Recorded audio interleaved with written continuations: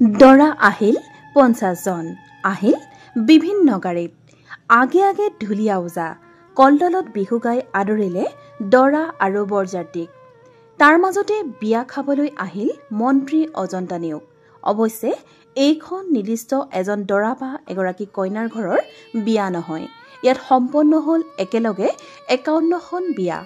এই সামূহিক বিবাহত আৰ্থিকভাৱে দুৰ্বল 51 জোৰা যুৱক যুৱতী বিবাহপাশত আবদ্ধ হয় গোলাঘাট জিলাৰ ফৰকাটিং উলুতলিত সম্পন্ন হয় এই সামূহিক বিবাহ অনুষ্ঠান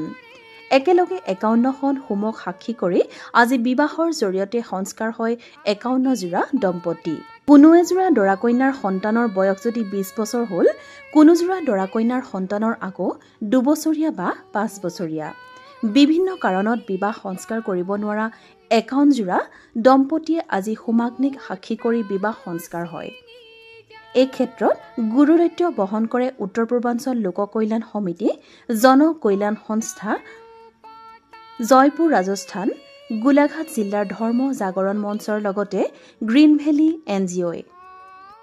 গোলাঘাট জিলাৰ উলুতলি শিৱ মন্দিৰৰ ৰাজহুৱা ভৱন প্ৰাংগণত সম্পন্ন হয় এই কাৰ্যসূচী উল্লেখযোগ্য যে 19 এপ্ৰিলত অনুষ্ঠিত হৈছিল এই বিবাহৰ জোৰোণ দিয়া কাৰ্যসূচী আজি বিয়ালৈ বুলি অহা সকলোৰে বাবে খাদ্যৰ ব্যৱস্থাও কৰা হয় সামূহিক এই বিবাহ অনুষ্ঠানৰ আয়োজনক লৈ মন্ত্ৰী অজন্তা নেওগে কি কয় শুনোৱা হওক আচলতে ধৰ্ম জাগৰণ কমিটি আৰু স্থানীয় ৰাইজ আৰু উত্তৰ পূৰ্বাঞ্চলৰ কমিটিখনে যি এক সুন্দৰ কাৰ্য কৰিছে মই তেখেতসকলক অভিনন্দন জ্ঞাপন কৰিছোঁ যিসকল দৰিদ্ৰ ব্যক্তিয়ে তেওঁলোকে নিজৰ বিবাহ সম্পন্ন কৰিব নোৱাৰে পুঁজিৰ অভাৱত তেওঁলোকে সেই তেনেকুৱা ধৰণৰ যুৱক যুৱতী বা ব্যক্তিক আজি তেওঁলোকে এই মিলনত বন্ধনত আবদ্ধ কৰাই যি পুণ্য কাৰ্য কৰিছে আৰু স্থানীয় ৰাইজে সহযোগিতা কৰিছে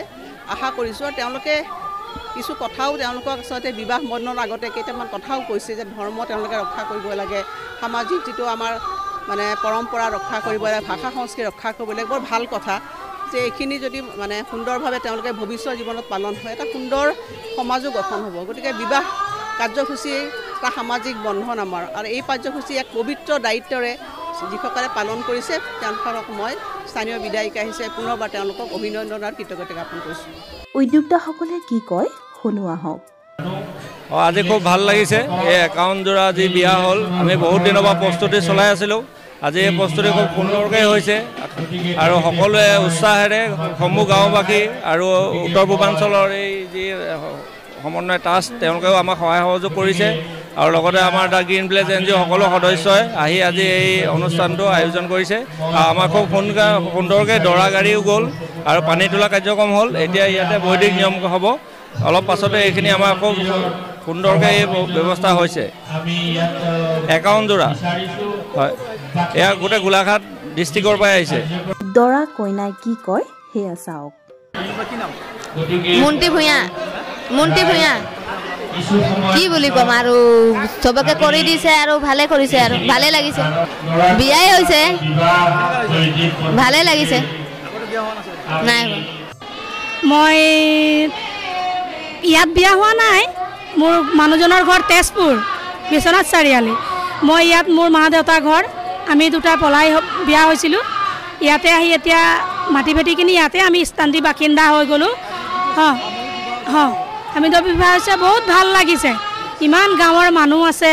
চবেই ফূৰ্তি লাগিছে আমাক ঘৰততো কিজানি ইমান ভাল নালাগিলেও ইমান জোৰা দেখিছোঁ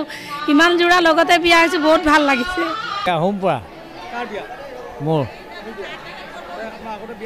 নাই হোৱা ভাল লাগিছে